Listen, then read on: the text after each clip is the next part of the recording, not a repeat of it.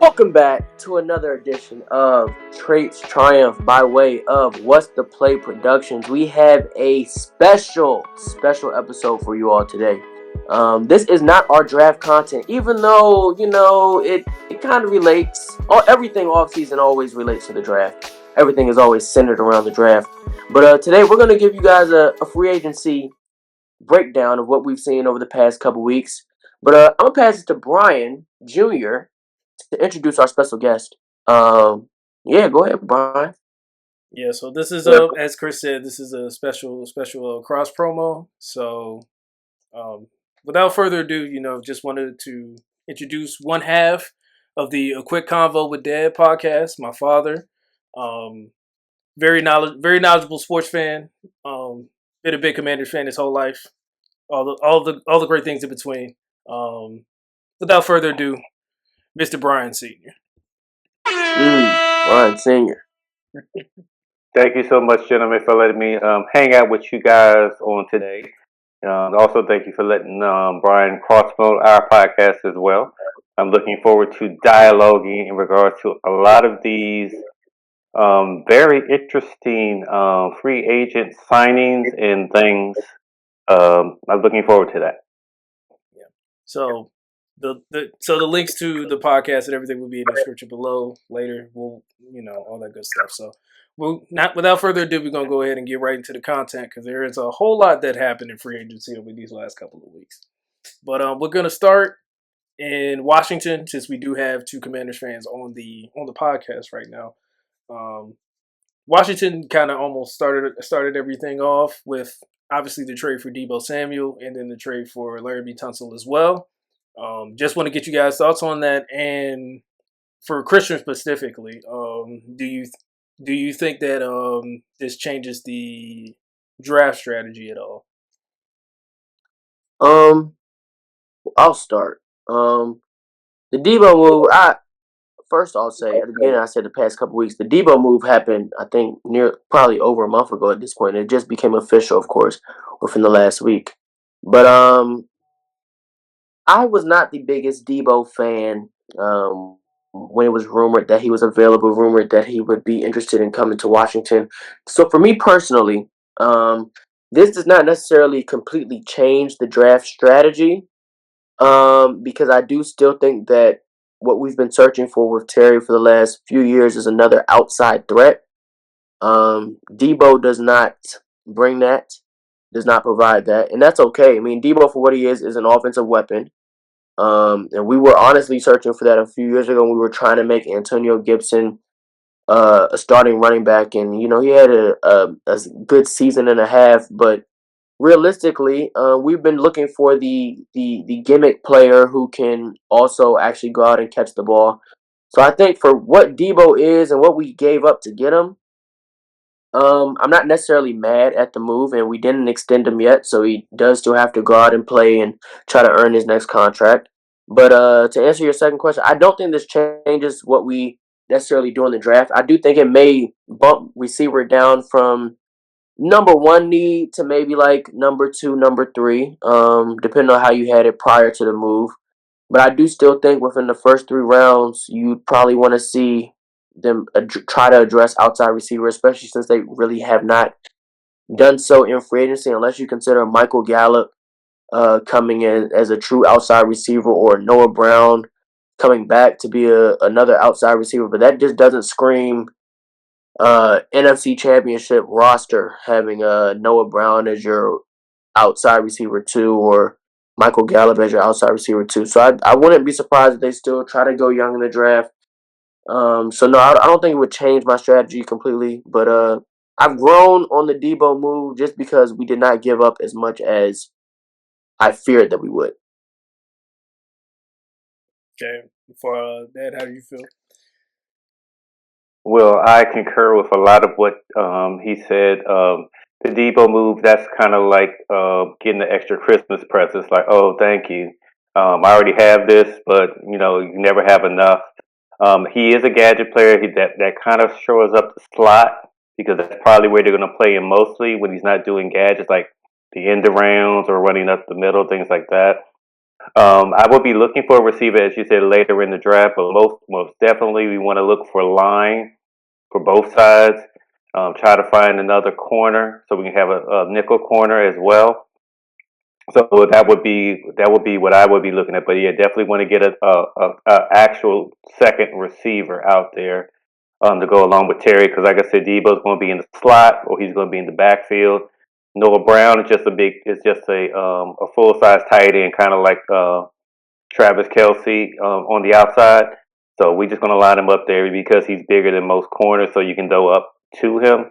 But he's not like a deep threat or somebody that will scare anybody, or help to be freed up when they try to double Terry or put over coverage on him and Debo when they're both in the game. So receiver, yes, I will look for that in the draft, but definitely you know me, I'm old school.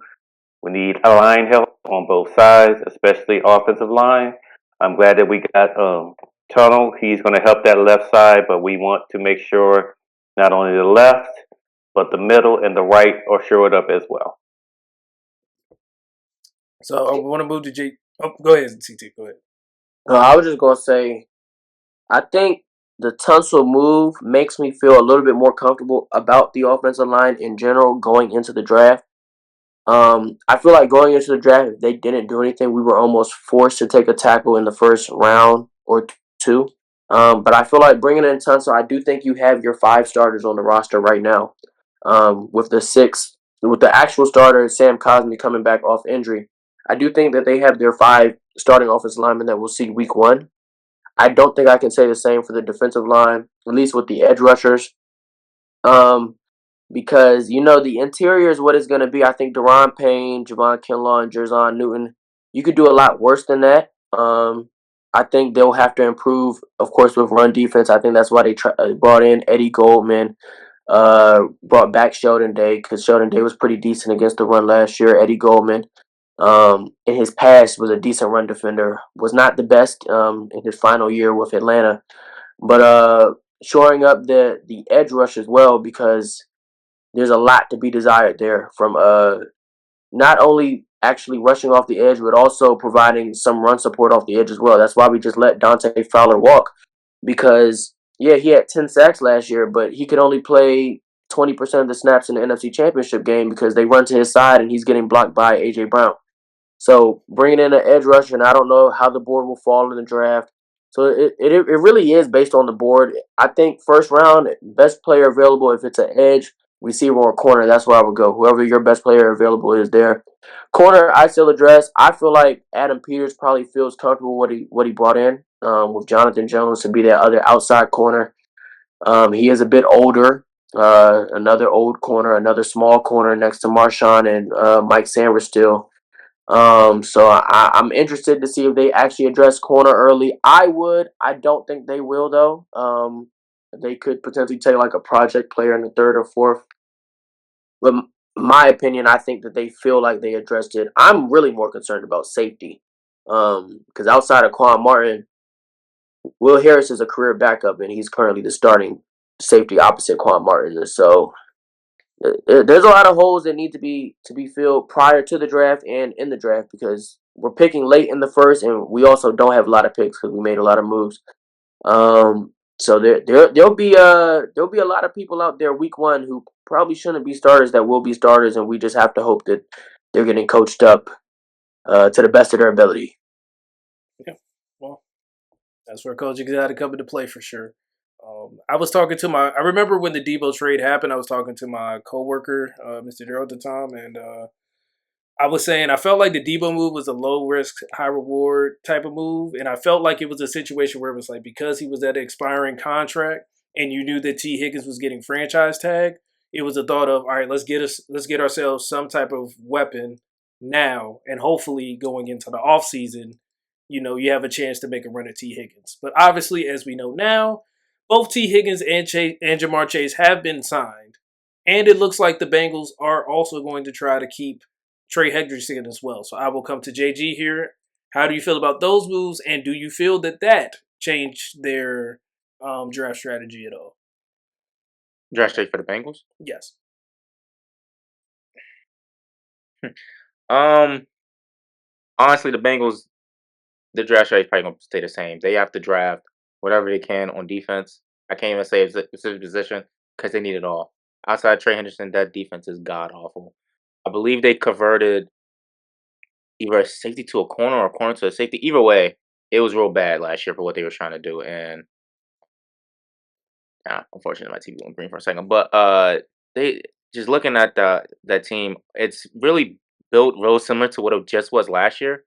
And I mean, you can say they kind of got hot towards down the end if they just won maybe a game or two more. They make the playoffs. You never know what happened in playoffs.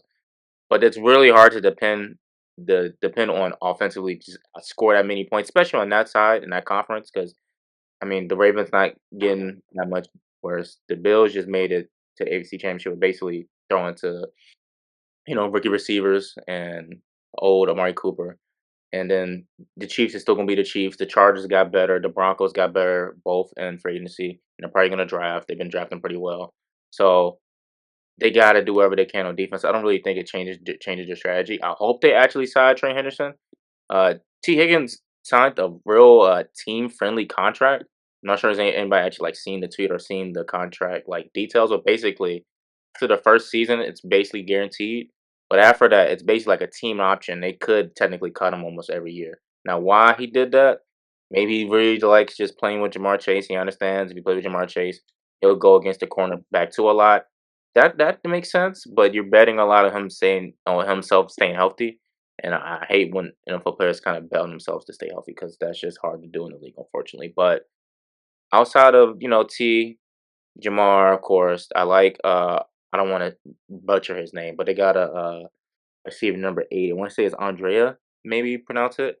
Oh, Yoshibas. there we go. Yes, yes, he's pretty good. Orlando Brown he's average. I think his name value carries a lot, but average. And then they drafted Marnius Mims from Georgia last year, so I kind of like what they got Uh, going. Just but and Chase Brown, he showed some promise last year. They got a good backup, Zach Moss, but that defense is god awful.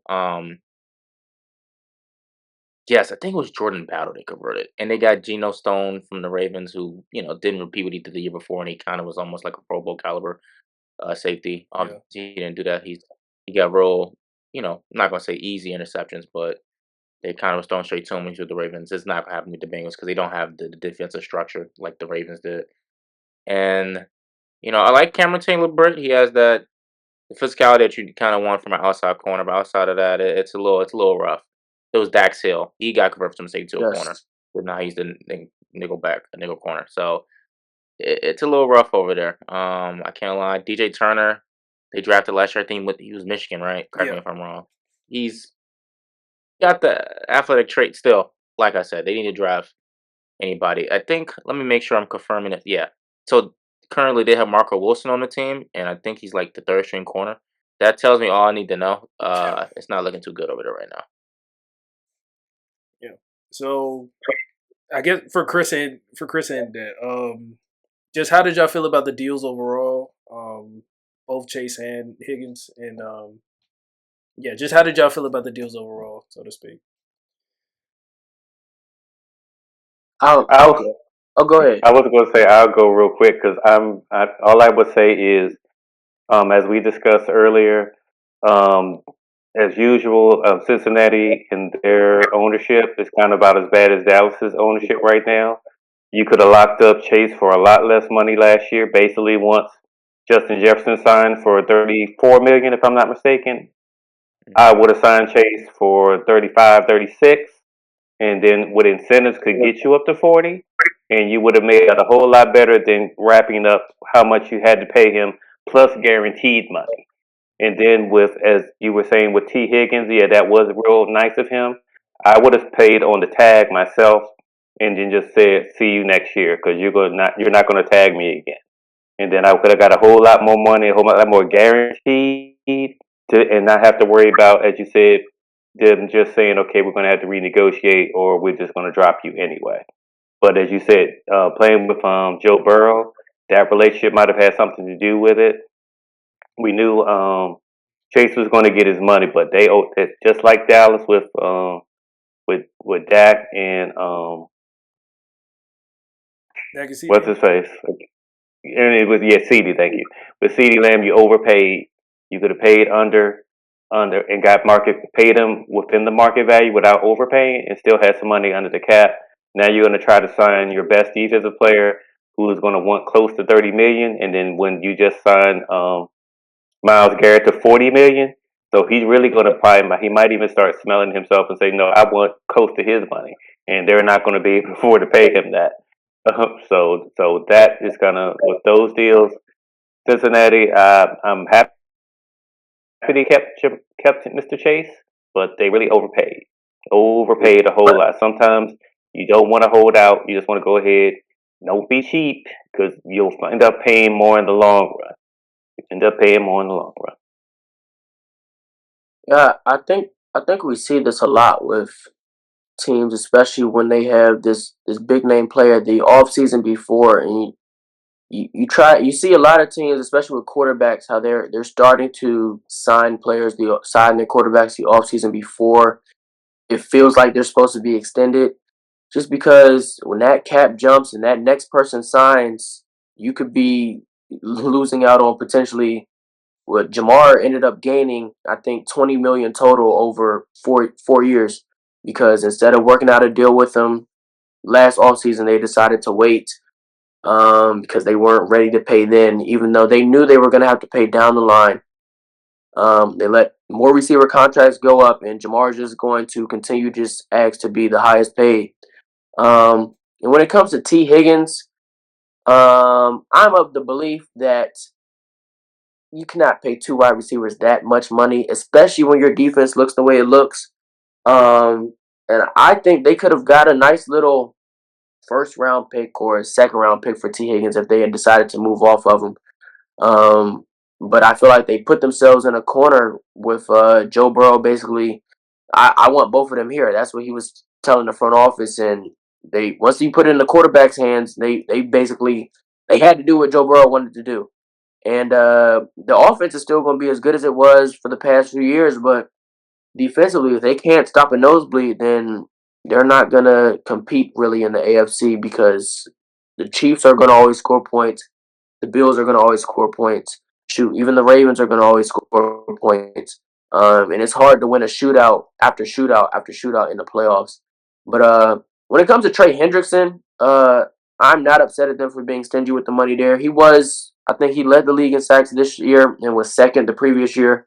But he's not great against the run. So I could understand them not wanting to be so eager to give him a contract that is close to Myles Garrett or even in the same realm as Myles Garrett, just because he's not in the same realm of a player as them. But I think they're saying that because teams are not willing to give up the a first round or even a second round pick for him because the other teams know that he is not in the same realm as a Myles Garrett, um, which is who they would have got that type of pick for. But for Trey Henderson, yeah, he's a great sack guy. He'll get you the 15, the 10 plus sacks a year. But if he's a minus in the run game, it's hard to truly build that defense through and around him.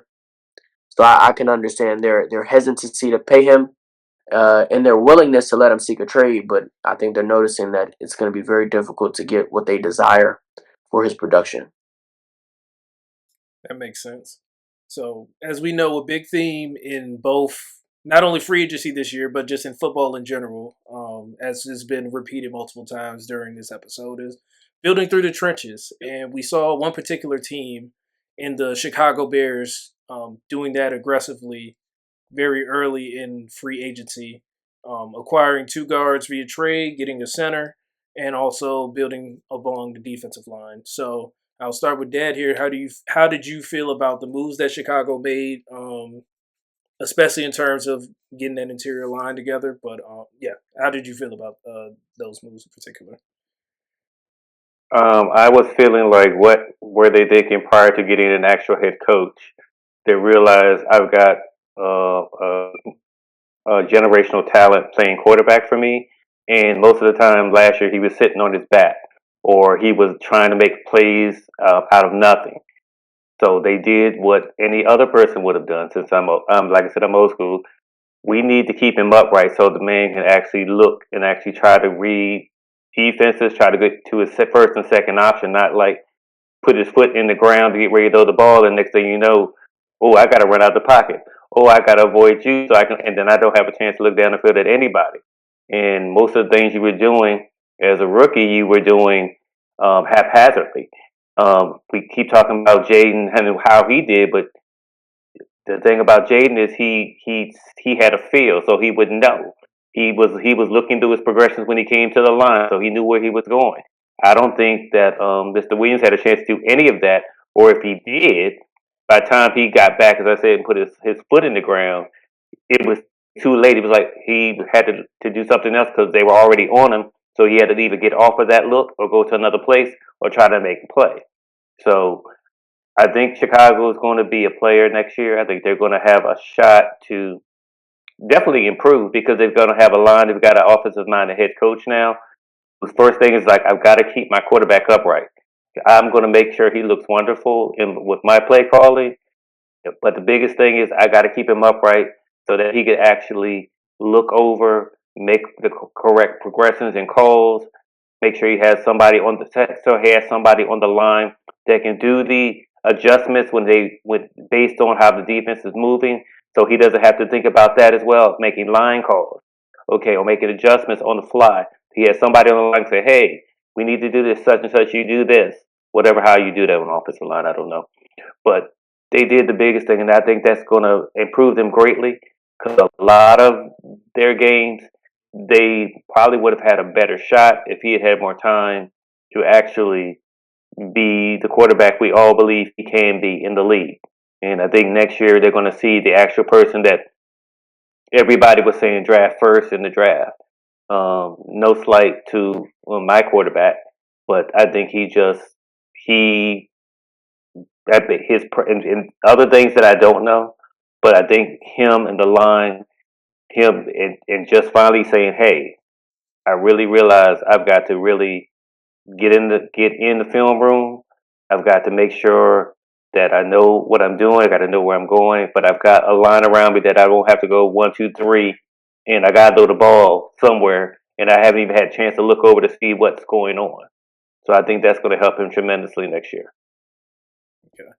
So, in addition to your thoughts, JG and CT, if you're Ryan Poles at pick 10, where are you looking now that you have made those moves in free agency?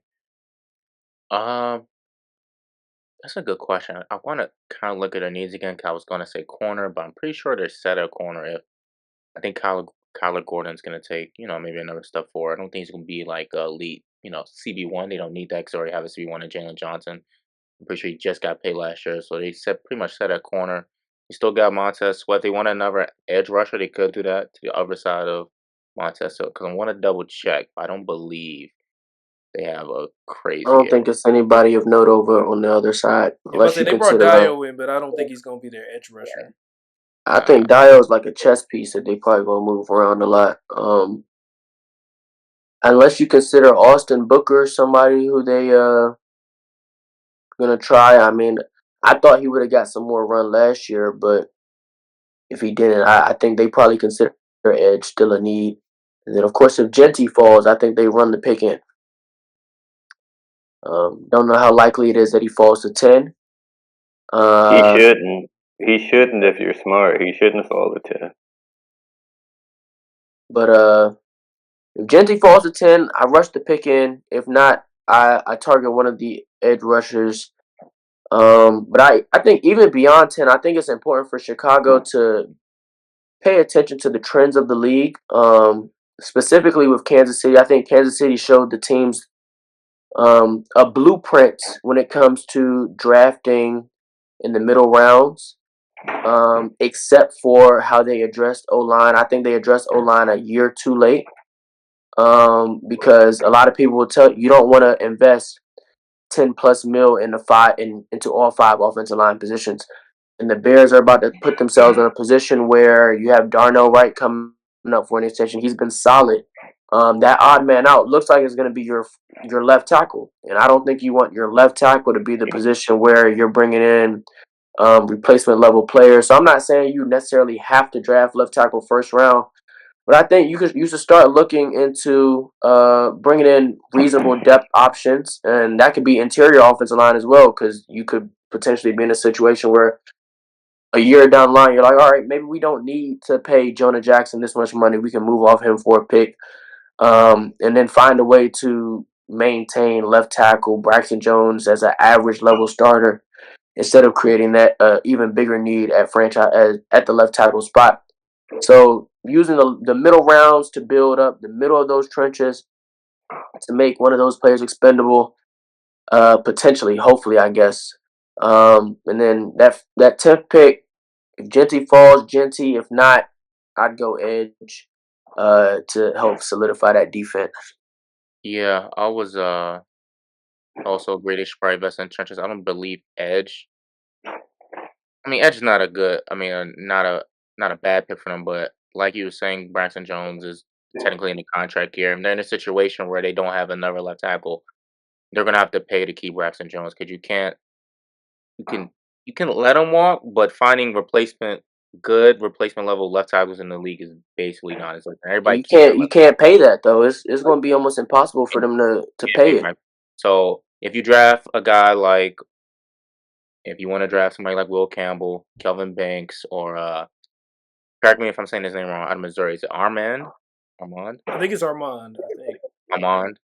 Those all, could be if you don't think they can start right now, sure.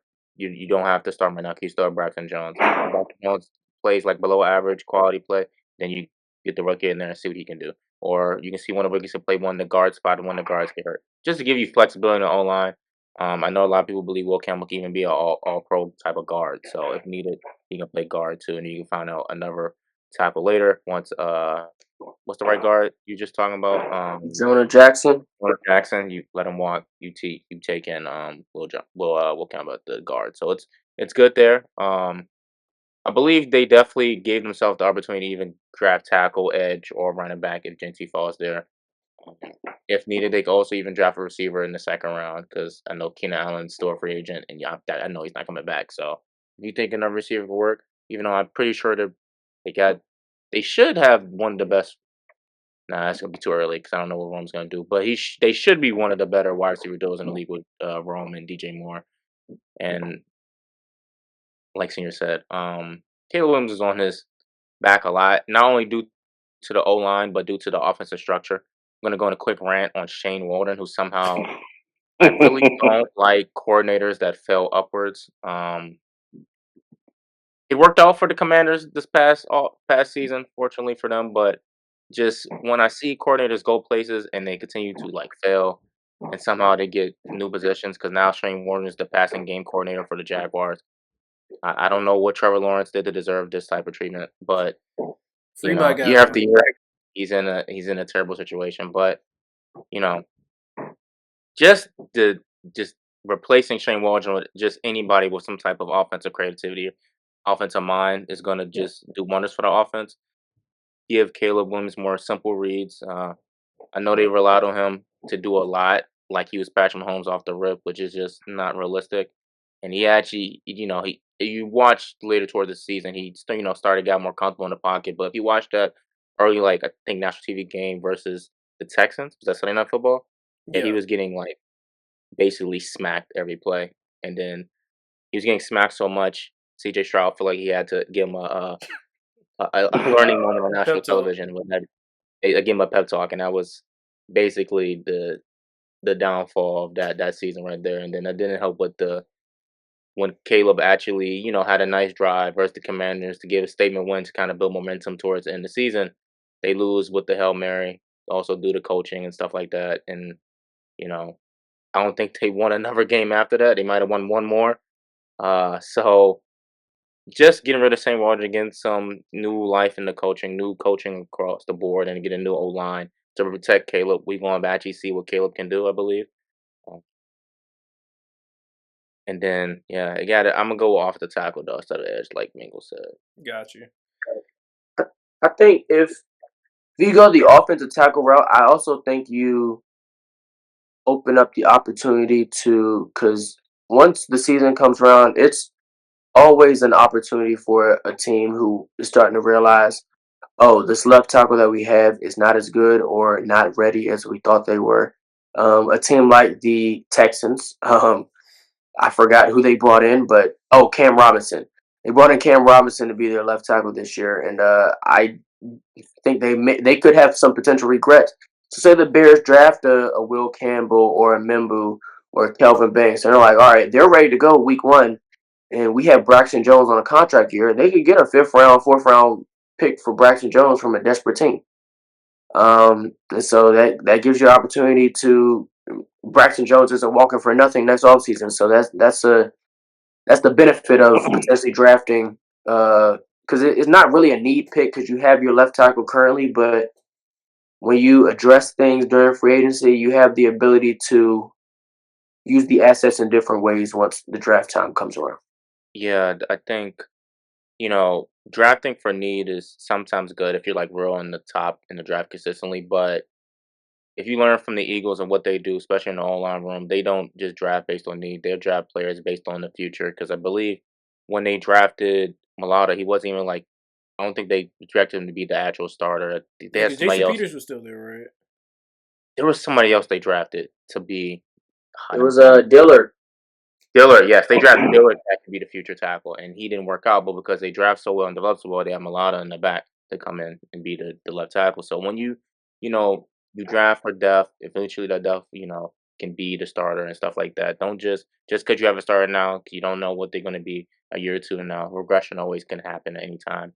Um, but speaking of the Texans, I'm not sure if that was that on the list, Brian. I want We can talk about it. Let's first before. real quick, because I remember y'all talking about the Larry Tunsil trade earlier. Yeah. The other side, I don't know what the Texans are doing. I don't understand what they saw last year, and then you trade pretty much your only reliable pass blocker, and I'm not sure what they're setting up C.J. Stroud to do because he's not a type of quarterback that's an improviser. He's more mobile than he showed the majority of college, but he's still not some type of uh, play extender, breaking sacks, making things work. He's very in the pocket, read a defense, kind of make the reads and make it throws. He's not even gonna have the time to make it reads. He didn't really have times like that last year, and he kind of regressed a lot. I think Mingles kind of. I didn't really pay attention. The Texans don't really come on national TV a lot, so I wasn't even watching. But I think Mingles kind of let us know later in the season that his like advanced statistics was like damn near in the bottom of the league. Like had to be like bottom third. It was really bad. So if they repeat that next year, I'm not sure if that defense is going to be as good. It could be because they still got Will Anderson. They just played. I think they just gave an extension to Neil Hunter, and they still got All Pro corner Darius Stingley, which is so, and they still got the head coach. So everything's possible defensively, but offensively, that team might struggle a lot.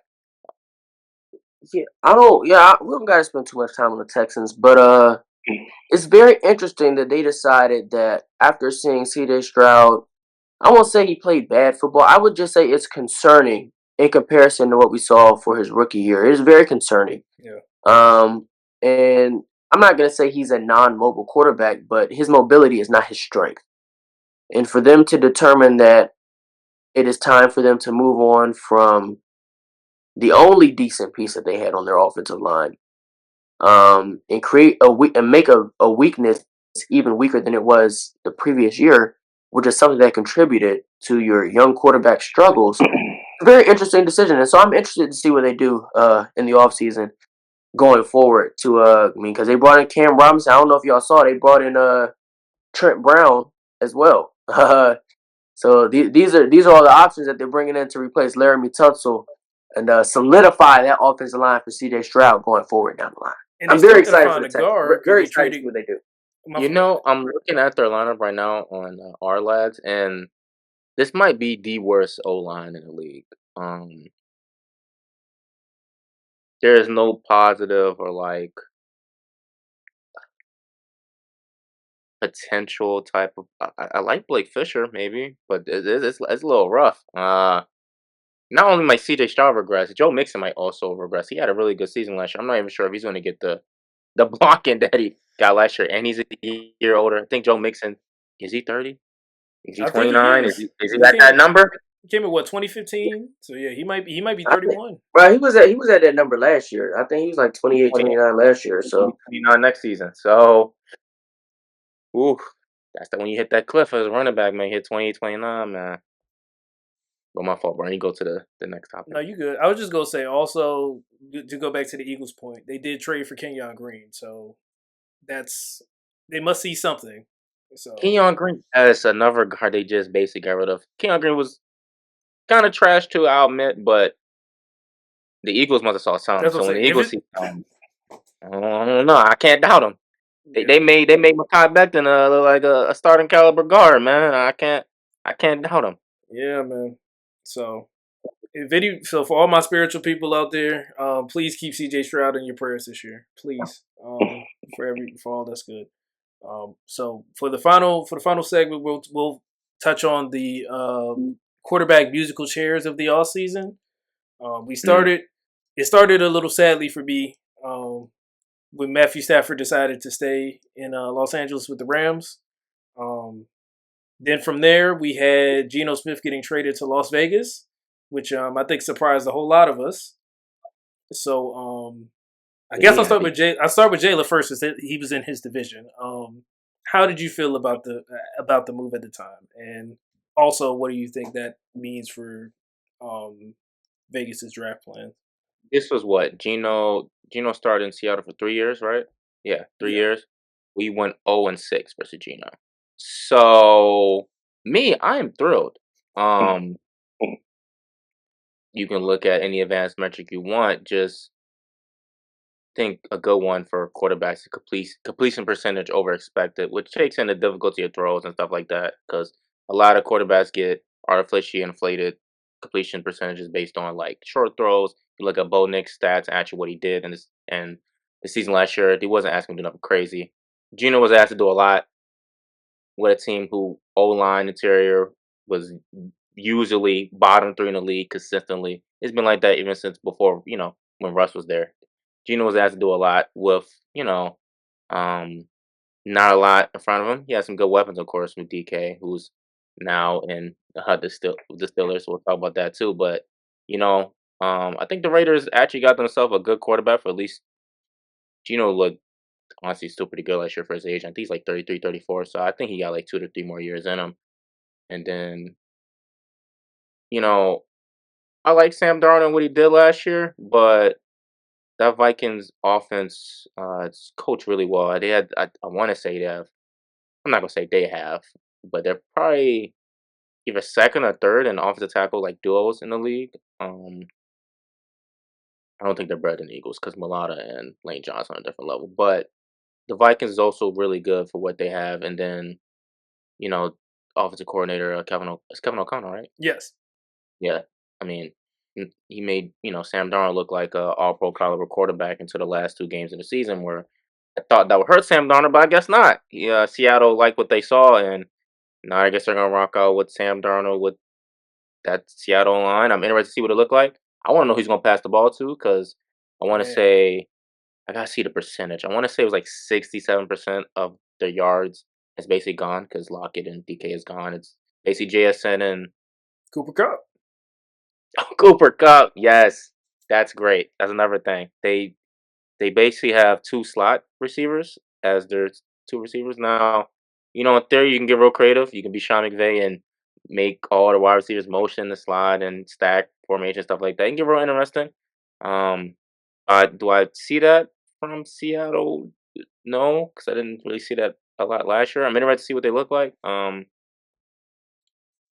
don't know, man. It's definitely something to watch, especially in this division where I feel like a lot of the D lines have gotten better. Of course, the 49ers still got Nick Bosa. The Rams drafted defensive rookie of the year last year, and Jared Verse, and had another candidate in uh, Braden Fisk. And then the Cardinals getting better with Josh Sweat, and I'm assuming they're going to draft somebody else. It's definitely interesting. I want to see what it look like. Um, I believe it's going to go awful. To be honest with you, I'm interested to see. All right. Yeah. How did you feel about both the Sam Darnold and Geno Smith moves? You're asking me. Yes. Um, Well, I would say this: Seattle didn't overpay. That was the fear. Once we knew Minnesota wasn't going to franchise him or bring him back, because he's definitely not a $40 million, $50 million quarterback. So I think they got him for a reasonable price. I'm like you. I need to see what they're going to do with the offense with him because when you have a weapon like Jefferson and you can just kind of throw his ball anywhere, he's going to go get it. I'm going to have to figure out how you're going to move the ball with Seattle. Um, do you have a running game? Do you are you gonna dink and dunk? What are we doing? But as far as the Geno Smith, that totally surprised me. I was like, really? I mean, the Raiders. I mean, I was thinking it was going to be Shador. I think they was going to try to hold out to get Shador if he fell far enough and be out in LA. But then when they went and got Geno, I guess that was based on who their coach is. He is the level of comfortability, knowing what he can do and things like that, knowing how he can do the offense. So he probably felt comfortable bringing him in and stuff. But I think the Sam Darnold, that will be interesting because I really need to see how you're going to vamp the offense around with him. When, like I said, you don't really have a lot of weapons. Your line is and your running game is So we're going to see about that. And Geno, it depends a lot of what they put around him as far as running because he does have a lovely tight end. So he has that to throw to. And he has a few, the receivers aren't bad. So, but we'll see how that works out because if they get a running back, they may be something different. They may be something different with that. I think the word that Mr. Butler used that I feel is most prominent when it comes to this Raiders move for Geno Smith is comfort. I feel like Pete Carroll got this job and he saw, the Raiders don't have a quarterback. They were at 6, so they weren't necessarily guaranteed to get either of the top 2 from this class.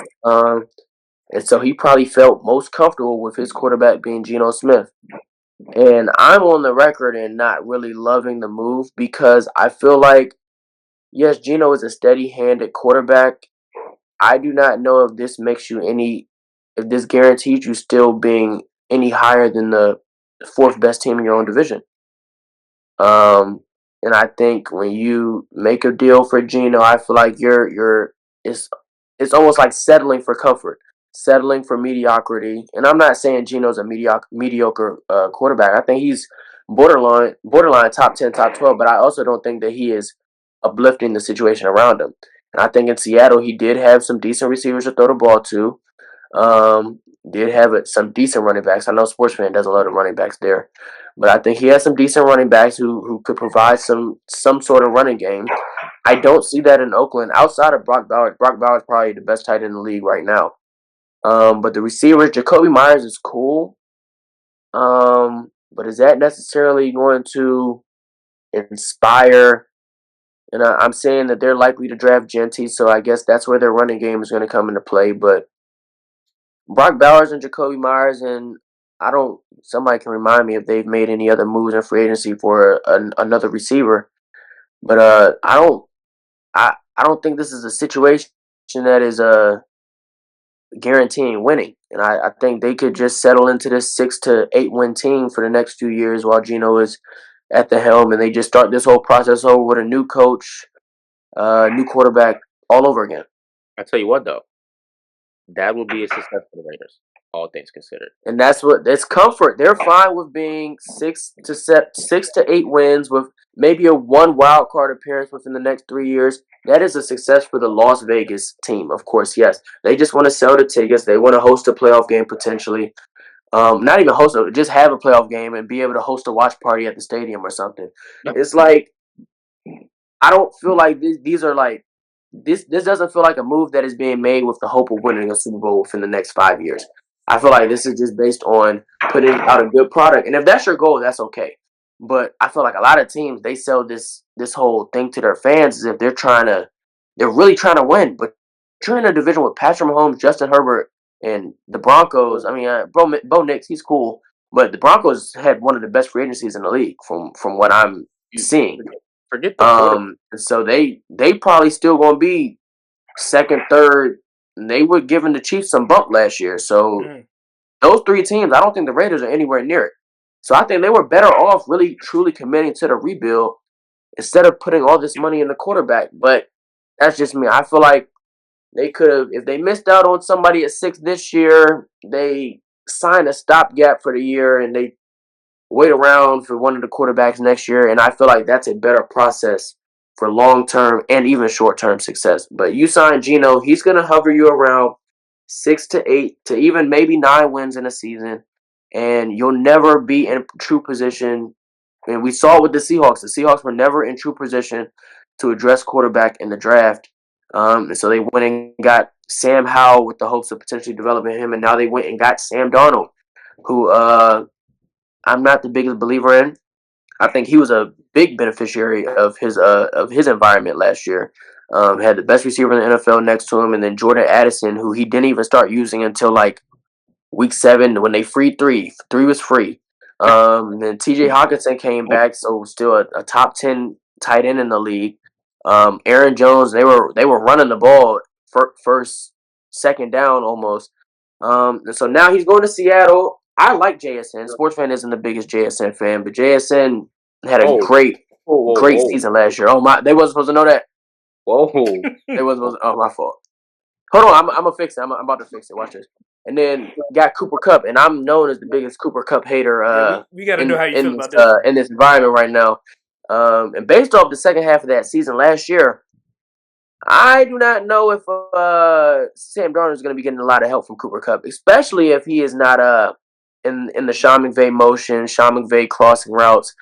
I'm very interested to see what the Seahawks end up doing with him, especially since they have two guys who win primarily from the slot. I have a little bit more faith in JSN winning on the outside, but I don't think he'll be as dynamic as he is in the slot. And then the tight end room is nothing to write home about.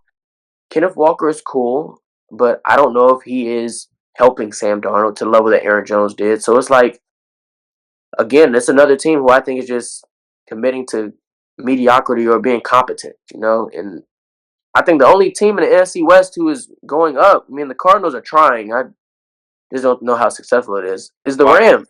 I think the Rams are actually trying. I think the Rams are going for it within the next 2 years. They get it done. If not, then I think you'll see a Rams rebuild. But Matthew Stafford coming back, I think he'll probably give you 1 to 2 more good years, and they're going for it all in these next couple years. The NFC West, man. I mean, thing about NFC West, man, it really comes down to just how well do you draft. The Rams was able to basically avoid a rebuild by drafting Puka 2 years ago, and they drafted Verse and Fisk last year. Basically, restart your offense and defense in back-to-back drafts. And of course, they got complementary pieces around with, Curran Williams and other players like that. But that's really how you avoid a rebuild. Now, the Raiders, the reason why they have to do a rebuild because they draft so awfully, god awful. Probably one of the worst ever, really. Outside of Brock Bowers, I can't remember a good draft pick they had. Literally in the first 1 year before they drafted a tight end. Drafting tight ends back-to-back drafts. Of course, Brock Bowers is a good hit, but you basically wasted the pick from the year before.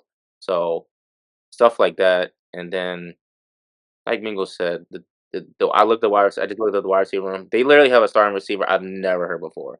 So I don't know how that's possible. I'm gonna say his name. Correct me if y'all know him. Ramel Keaton. Do y'all recognize that name?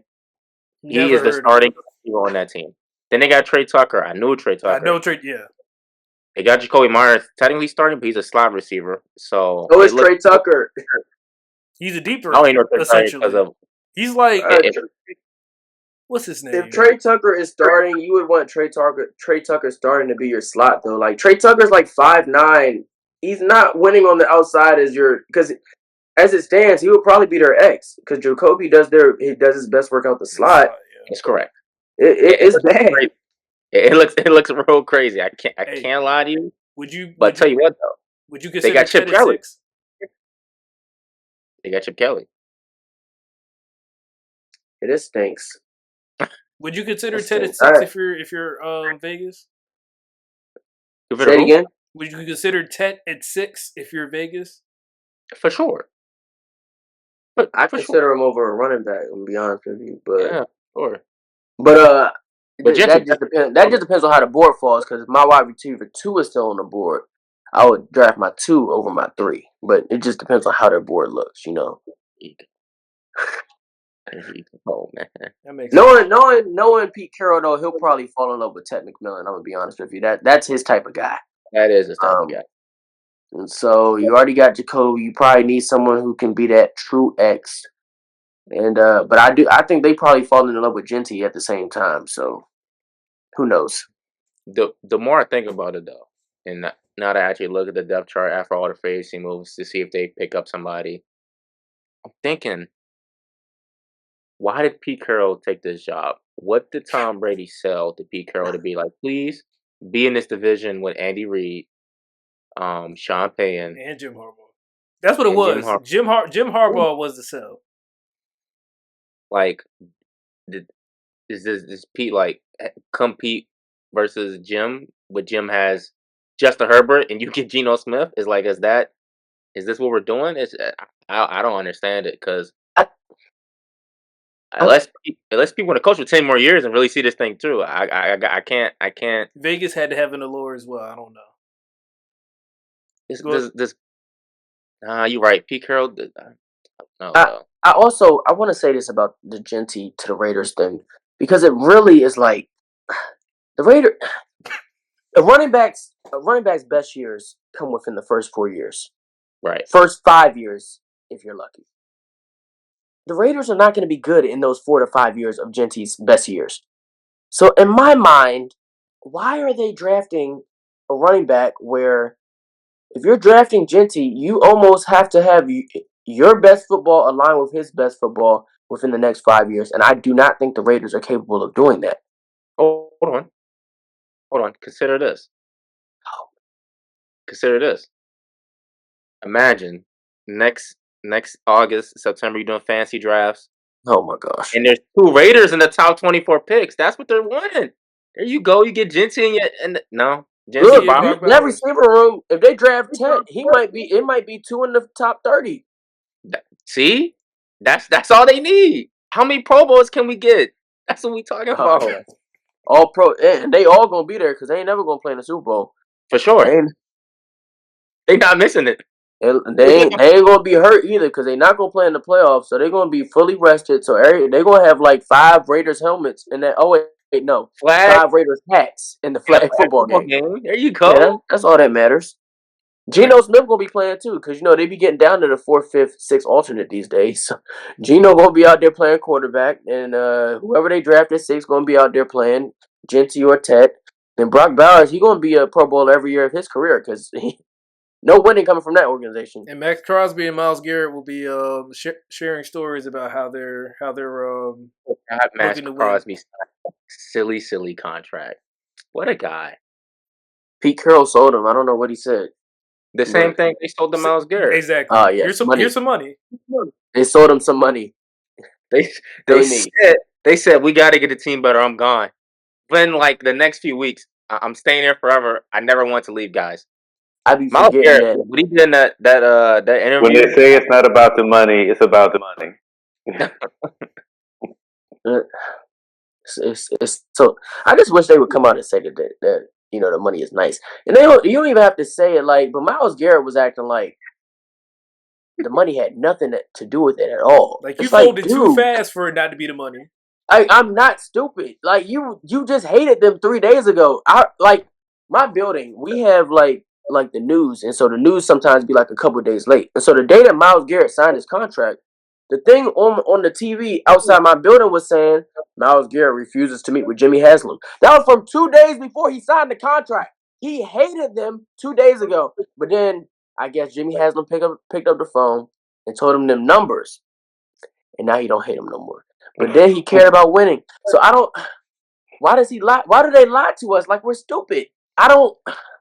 Hey man, when that Russell Wilson 2-year $20 million contract hits the ticker in a couple of days, maybe that's With when who? Who's he signing with? Cleveland. Oh, I was thinking Cleveland. Tennessee, but Cleveland. Cleveland. Tennessee is You not. really think so? You really think Cleveland's going to take him? Unless, well, we'll see because the Aaron Rodgers saga seems to be holding things up. But we'll talk about that in a second. Man, yeah, we can talk about it in a second. Man. I get trash holding up trash. But I can really get my rant off on them too. Yeah, but we'll talk about one of Aaron Rodgers' former teams and a quarterback that JG loves so much, and Justin Fields, signing with the Jets. So JG, we want to get your immediate thoughts on the Justin Fields. Before he go, I'm gonna try to sway his judgment before he start talking. The Jets could have done a lot worse. They could have gone out and gave Aaron Rodgers another year. They could have gone out and signed Russell Wilson, trying to stay competent. They could have tried to bring Sam Darnold back, but they said no. We're gonna try to go young. And what they give Justin Fields? 2 years? Yeah. What? 2 years, 40, something like that. And for all we know, this could be the Baker Mayfield story. He starts as your bridge, has a great season, and then the next thing you know, the Jets have their guy. But go ahead, JG. He has the potential to change his career, and I think the Jets are smart for giving him this opportunity. What do they have to lose? They suck anyway. Let me ask y'all. Should I give you on my positive opinion on this, or I want you to give your opinion as a black man living in America, watching how they treat their quarterbacks. I want you to give that opinion. Compartmentalize this. Okay. Yes. I'm glad to see Justin Fields win, especially in the biggest market in the country. He'll get a lot of, brand deals, a lot of adjustments. Definitely much needed. He should be able to feed the family for years to come. Now, in terms of playing football on the field, I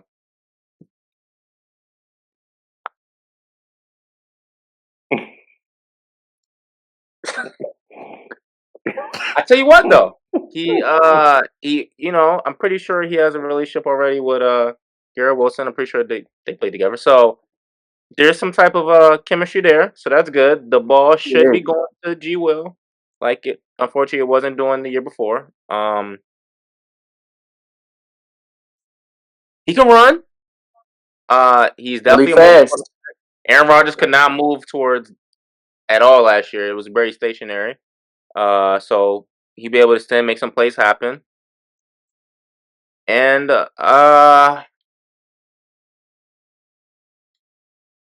all you got. Hold on. Read option, him or Brees Hall. They actually might be something. I can't lie. That run game is going to be on a different level because Aaron Rodgers provided no type of, when Aaron Rodgers doing the boot action compared to Justin Fields is very, very, very different. So I believe the offensive, floor has raised. Naturally, I have a question for you gentlemen because I don't know who did Mr. Glenn get to be his offensive coordinator. That is a great question. I'm gonna look right now. Because I was that would determine what you really think about Mr. Fields, because the offense is going to be how they're going to use him again. Tanner Hamstring, passing game coordinator for the Lions. Okay, I thought they were going to get Mark Brunell, so I don't.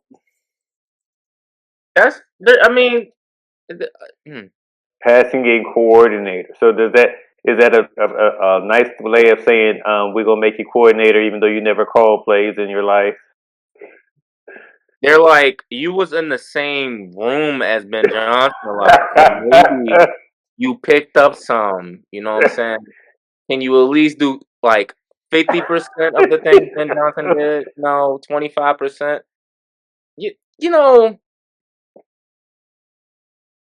I'm hopeful for Fields, honestly, because he might be the best QB play the New York market has seen in years. So, they give him some to look at. Honestly, if Fields plays like I think we could play what he played last year for the Steelers, he played good. Consistent ball. He didn't turn the ball over a lot. Obviously when Russ got healthy, he still lost his job, but Russ of that, he was always going to get that job back. Fields don't really have nothing to compete with here. His job is here to lose. His to lose, and I believe he has a chip on his shoulder.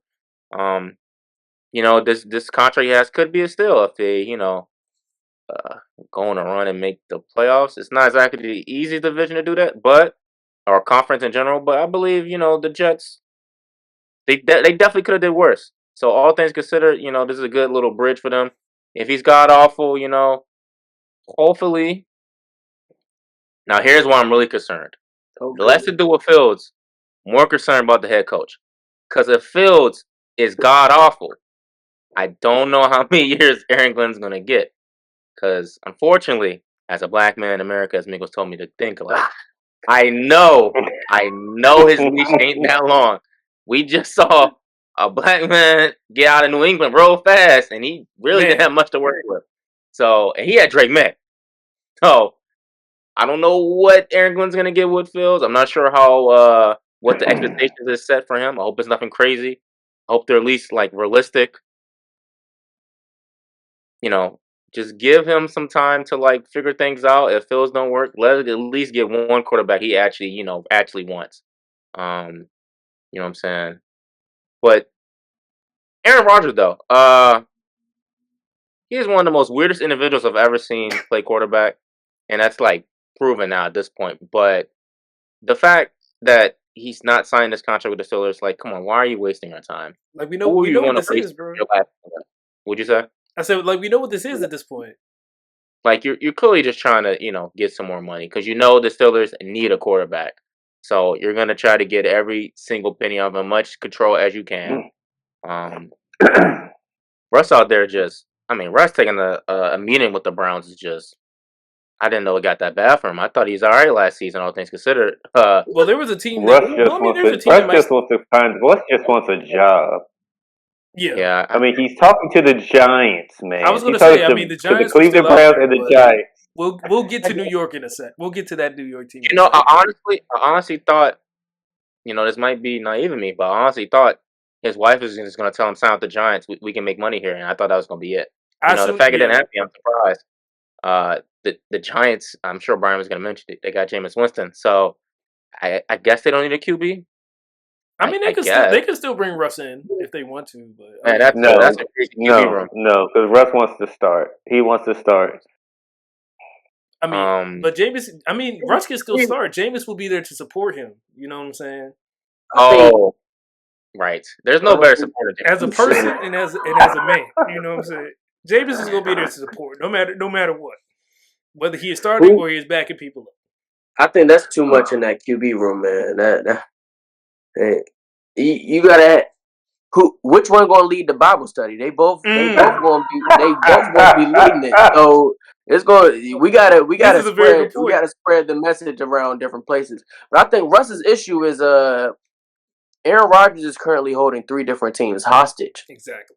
And only one of those teams really had interest in Russell Wilson. The Vikings. Forgot about the Vikings, yes. The Vikings, the Steelers, and I believe the Browns had interest in Aaron Rodgers as well, but I hope not. No, I think it's the Giants. Yeah, I don't think Cleveland had interest. Oh, well, the Browns got interest in Russell Wilson. And that's the real issue, and I think that's the only team that actually wants him for some reason. I don't think the Steelers want him back. I don't think the Giants really wanted Russ, because if they did, I think they would have brought him in. But they chose to bring in Jameis before Russ signed. So I think that shows that they are committing to either Jameis for a year and drafting next year, or drafting one this year and putting him next to Jameis. Can I go? No, gosh. Go ahead. Yes. I think the lack of QB like serious signings by both the Giants and the Titans has basically forced both teams to actually draft a quarterback. Especially in the Giants' case, I think the offensive coordinator and GM are basically they're on their last leg. I don't think they can wait till next year. They're going to get fired. So, unfortunately, I think they're forced in the box where they either have to trade up for Cam Ward. I don't think the Titans do that now, because they literally. I don't think the Titans were even connected to any quarterback. So, not connected to Russ, not connected to Rodgers. I think Russ was the only one. I think I heard Russ was visiting with them, but that might have been about it. Yeah, they said you want some of the Tennessee food, and they kicked them out the door. So, they're going to go ahead and get Cam Ward, which I like Cam Ward. We talk about him when we talk about QBs, but Shedeur Sanders, I also actually like him more than some people would say he's a certain personality that a lot of teams don't like. It almost seems racist the way they talk about his personality, but it is what it is. I think he's a fine quarterback, but we're gonna see how he handles the light. He always kind of been under that pressure, on that spotlight, just being Deion's son. So I think it could be a good fit. Now, I don't know in terms of fit with Brian Dable. I'm not sure how that's gonna look. I don't think that's the type of quarterback that Dable would be like. He likes more athletic, talented quarterbacks, and while Shedeur definitely has a arm, he's not athletic talent like that. He's more of a pocket passer, make a lot of good reads, throws type of quarterback. So we're gonna see. But you know, both teams kind of force themselves in the box here, and I really don't want Brian to have to watch a full season of Jameis and Malik Neighbors ball. I mean, that's what he wants. You gotta understand, JG. The thing that I understand. I'm not the GM or the coach. I'm not under scrutiny, and I'm not getting fired. The reason why I at least I wanted Jameis is because if we're gonna have a bad season, at least make it watchable. Make it something to where I am entertained as a fan. When you don't have anything to root for after November, it is very hard to stay invested in your team. Jameis is gonna give me something. Is gonna give me something to watch because he's gonna have the stat games, but he's also going to have the supporting quotes to go along with the great season that he's going to have. So win, lose, or draw, as Russell Westbrook once said, win, lose, or draw, have fun. So Jameis to Malik Neighbors. I mean, we seen Jerry Jeudy just get a 1,000-yard season last year. So just imagine what Malik Neighbors is going to look like if Jameis plays a whole 17 game. These are the words of a scarred man, and I can't blame him. He's been scarred from his experience these past 2 years with Daniel Jones, my goat Andrew Luck. But he that game he had, was it versus the Colts? Yes, it was. Hey, literally, I think they based on advances, they said whatever he want to use. Best Giant quarterback game of all time, right? The greatest Giants quarterback game of all time. They just let him. He's not even there. He's a free agent right now, I think. Yeah. All right, why they just letting him sit in the street? That is their best quarterback game of all time, and Andrew Luck is just sitting on the street somewhere. But they brought in Jameis. Andrew Luck, man. They're actually going to think you talking about Andrew Luck. Call that man his real name. His name is Drew Luck. That's what makes it so crazy. You type it in Google, they know who you're talking about. Andrew Luck. That is his name. Luck with the O. He was playing like Andrew Luck in that last game. That's the quarterback I scouted out of Missouri. But I think I think Andrew Luck could have provided that same level of entertainment just without the quotes of Jameis. But I think the Giants. We saw that though last year already. CT outside of the Colts game. I was entertained. You were entertained. I mean, that Saints game was very unwatchable. He was getting that ball to Neighbors. That's all you should be worried about. I'm about to say, I'm gonna be honest with you, Brian. The difference between Drew Lock and Jameis, it ain't that much of a difference, big dog. I'll be honest. I feel like we've seen more of Jameis. We know more. We know who Jameis is. But the thing with Jameis is Andrew Lock still got that level of unknown to him. But the thing with Jameis, I feel like that ceiling versus Drew Lock's ceiling is a little bit different because at least with Jameis, I know I'm getting 3 interceptions. But I'm also getting 3 or 4 touchdowns as well. Is that going to win the game? More wins Probably not. But I think you're getting like 2 more wins with Jameis, though, and I don't think you want that. Well, I mean, if the quarterback class is as deep as we think it is next year, I'm not opposed to it. But again, if we think they're going to take a quarterback in 3 regardless, I don't know if it matters too much. I don't think the Giants will be. It's going to be a bold take. I don't think they're going to be as bad as you think they are. Oh, they will be. Because of the defensive upgrades, or what are you leaning to? Defensive upgrades. I really like what y'all did on defense, and I think y'all will actually kind of draft a little better. I've been drafting pretty well. Draft-wise, y'all been doing all right, if not good, outside of Evan Neal on the back of the top of my head. Well, that Jalen Hyatt pick was god-awful, but everybody knew that. The more you think about it, the worse it gets. Deontay Banks. Yeah, Deontay. Wandale Robinson. Stop thinking about it. Stop thinking about it. Yeah, the Giants are. I think they're probably league average. A bad team being league average is going to make it look like they're good at drafting. But They did have a stellar draft this year, though. You had Tyler Nubin, who's going to be paired with Javon Holland in the backfield. You got, obviously, Tyrone Tracy is the 5th rounder. You got Drew Phillips, who's going to be a solid slot corner to come for years to come. So, I think the Giants, if they are good, is because Brian Dable is coaching for his life, and he knows that. That is because this roster, yes, they got Javon Holland, but they had Xavier McKinney 2 years ago, and they still sucked then. So it's like there's been improvements made. They had a good draft last year. I will give them that. But man, it's not a good team, and I don't think they should be good. But the owner is putting pressure on them to be good for no reason. for reasons I that think they Hold up now. Well, Not no reason.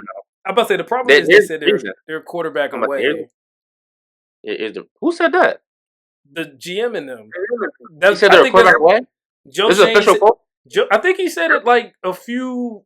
I want to say it was like right before they benched Daniel. They were like, "We feel like we're a quarterback away." They said that to like national media? Like they put that I out? think he did. Let me look to be sure. But While you look that one up, the real reason though, CT, the owner is putting pressure on him because his front office embarrassed him on national television last offseason, had him crying in that joint talking about if Saquon go and he do this and do that, and he was like, Saquon not gonna do all that, and then he went to the Eagles, got 2,000 yards, won a Super Bowl. So now it look real crazy. Well, he Right. should have fired Shane the moment that Saquon crossed 2,000, but he kept Shane around for another year for some reason. Yeah, Dable, in my mind, is innocent in all this. This is all Joe Shane's that's what I'm fault. saying, man. Right. You gotta keep the coach. 'Cause I feel like all of us agree that Dable is a good play caller. Because and I think the argument that both him and Shane had, well, at least Dable is like, if I can get a quarterback that actually has timing and anticipation, I can make this offense look like something. And one thing we know about Jameis, he gonna throw that ball. So ain't no questions about that. So if you have a guy in Dable who can scheme guys open, and you got a guy in Jameis who's willing to throw to guys, whether they're open or not, there's something. Now, here's another question for you though. I will say Can the quote Jameis- wasn't real though, JG. Can Jameis actually see? He got the LASIK. I would hope so. He getting jokes off and we falling for it. No. No, I'm not trying to be funny. He actually got LASIK surgery, man. I really don't believe he can Yes, see. so that answers your question. Yes, he can see. He has No, 20/20 did vision. you watch him last year? He could not see for real. He was throwing the ball to the people who needed to get it. Jerry Jeudy was getting the ball. Tillman was getting the ball. Njoku started getting the ball. He knows the plays. Yeah, Theo but Johnson once might the have. ball snapped. I said Theo Johnson might mess around and have a good year. What? At tight You don't end. believe that. You don't believe that. This is a scarred man. We saw what he Grab got. Theo Johnson and start him as your tight end on fantasy.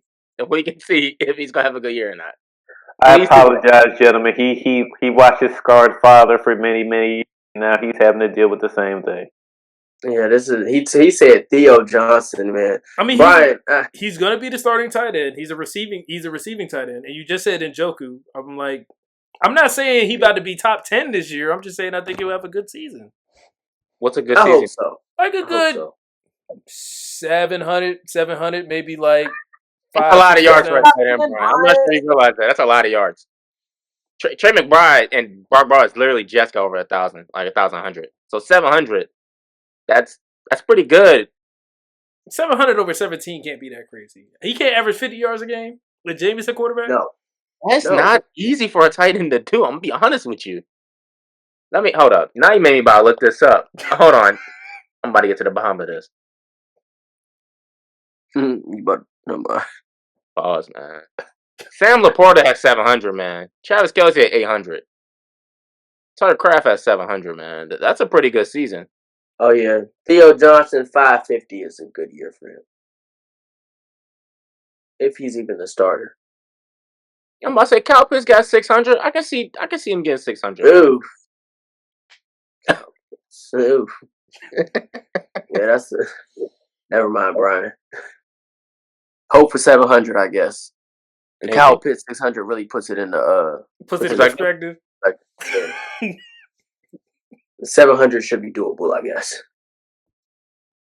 But is there anything else? If y'all want to talk about DK real quick, that's probably the last thing. If y'all want to talk about that, Oh, yeah, Crash Out Bros.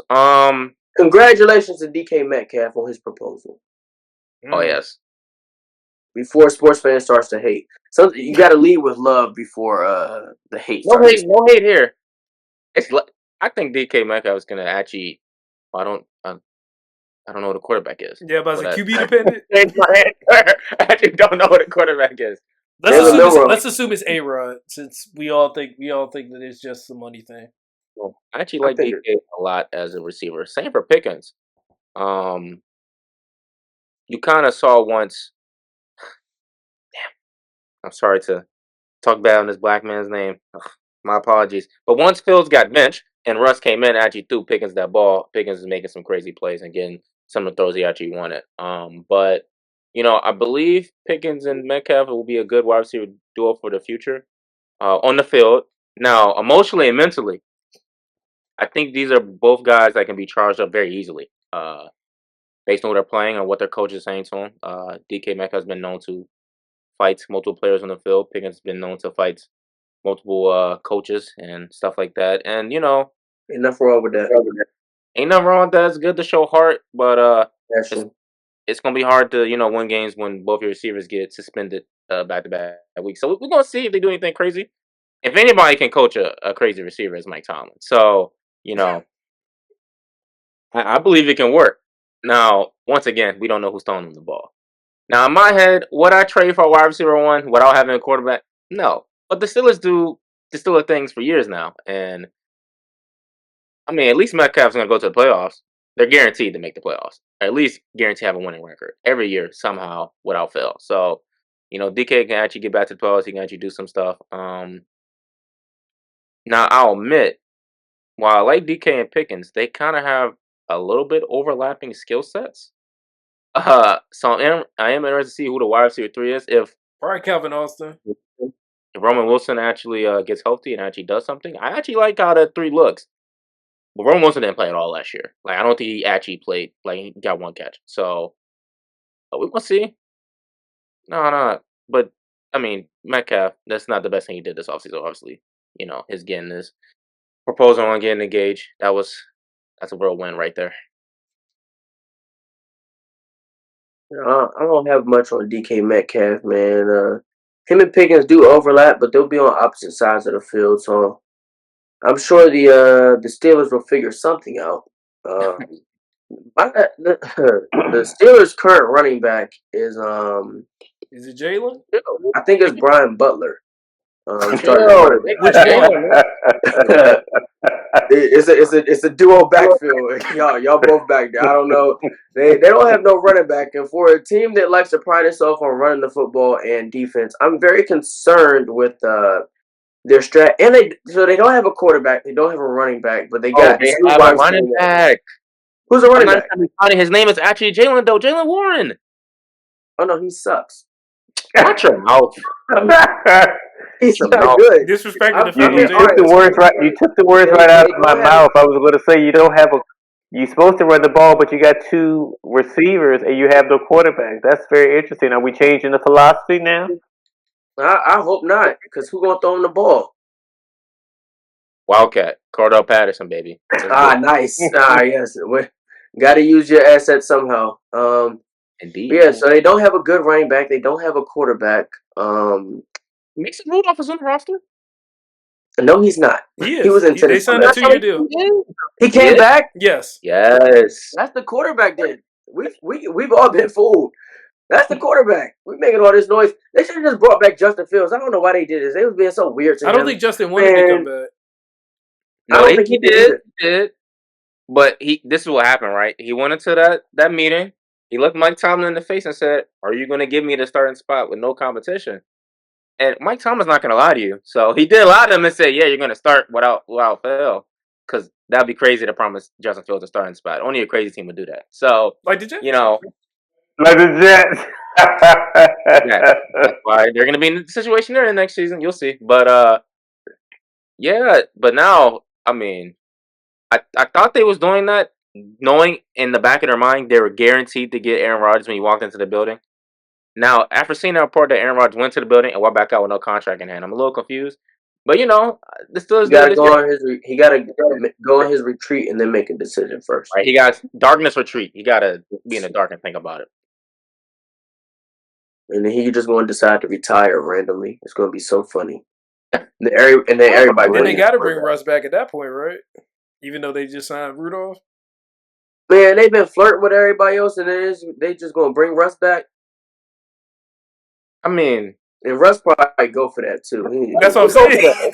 Let's go for that. He's probably gonna go for that. I'm just happy to be here. Praying that happens. He does not want to go with the Giants and Browns, man. He's praying that happens. Please, Aaron Rodgers, do something silly. Please. Well, I'm sure. But as we said, I mean, the Giants may be like, you know what? We have enough people to lead Bible study, so we don't need another guy. You know what? There's no way Rodgers retires though. He likes the attention too much. He needs to have his. I think he's farving it. I think it's just he's gonna wait, maybe go through training camp, and then be like, "Who wants?" Farving is crazy. Does that mean his next step is? I'm not going.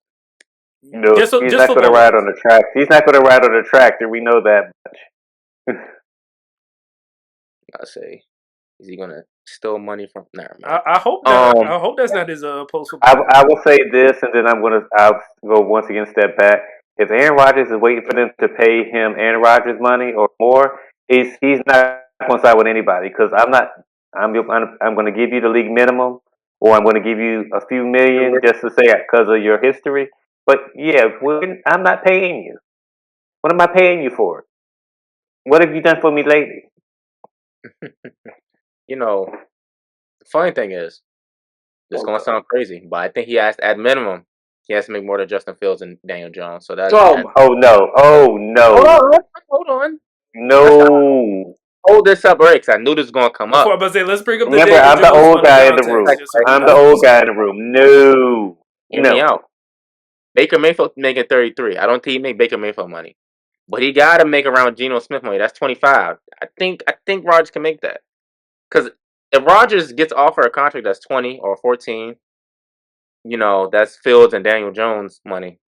He's not going to even accept that. I think he might actually retire at that point. But okay, well we'll see you in Canton in 5 years, sir. I would love that to happen, but unfortunately, the Steelers have put themselves in the box. And Mike Tomlin is like really wants this, so yeah, that may be driving the price up too. All the other quarterbacks below is in contract money is rookies or career backups. So, I mean, you know, I'm sure Ryan Tannehill is waiting for a call. What'd you say? I'm sure Ryan Tannehill is waiting for a call. He sure is. I just seen something about the Vikings reached out to him today. What's he doing nowadays? Ryan Tannehill's a dog, though, low key. Oh, yeah, that means it's time to end. He just said Ryan Tannehill's a dog. No, that's my cue, man. 2019, he went crazy. I can't lie. You talking about before COVID was a thing? Hold up, man. COVID season 2020, he put up 33 touchdowns, 7 interceptions. Stop playing with that boy. He was cooking. Stop playing with him. Till he got to the playoffs, he was wonderful. I'm gonna say they was competing with the Mahomes and the Burrows, and then they was competing all right. Yeah, for sure. I mean, to get there for the Titans, that means a lot, man. They had a 6'2", 250-pound running back who ran a 4.4. You don't think that played a part? What's your point here? What is your point here? What do you want me to say? That Derrick Henry. I know Derrick Henry got further in the playoffs with Ryan Tannehill than he did with Lamar Jackson. Oh yeah, there you go. Brian, in this, he finds a way. He finds a way to hate on the black man. We got him again. We got him again. That was probably his worst moment. Bro, in the playoffs, I'm glad this is Ryan right Tannehill not. Ryan Tannehill not fumbling and then DeMar Hamlin. You're not fumbling versus DeMar Hamlin. Ryan Tannehill not throwing the picks. Clip this. I'm so glad this is at the end. And we are sending this portion to the group chat. He said Derrick Henry made it further with Ryan Tannehill than Lamar Jackson. It's a fact. That is factual. That's factual. That's all not a in lie. defense of Ryan Tannehill. Or all to hate on Lamar Jackson. Find out next time. Which one we may never know. On Trace Triumph. We appreciate you all for watching. This has been another fun edition of Trace Triumph. Thank you again, Mr. Butler. Thank you, Sports Fan. Thank you, Brian Jr. By the time this episode, or probably by the time this next episode comes out, we will have another 25-year-old member of Trace Triumph. So, happy early birthday to Brian Butler Jr. another old man in the Traits Triumph family. So everybody be sure to wish Brian a happy birthday in the comment section. And be sure to stay tuned for the next play.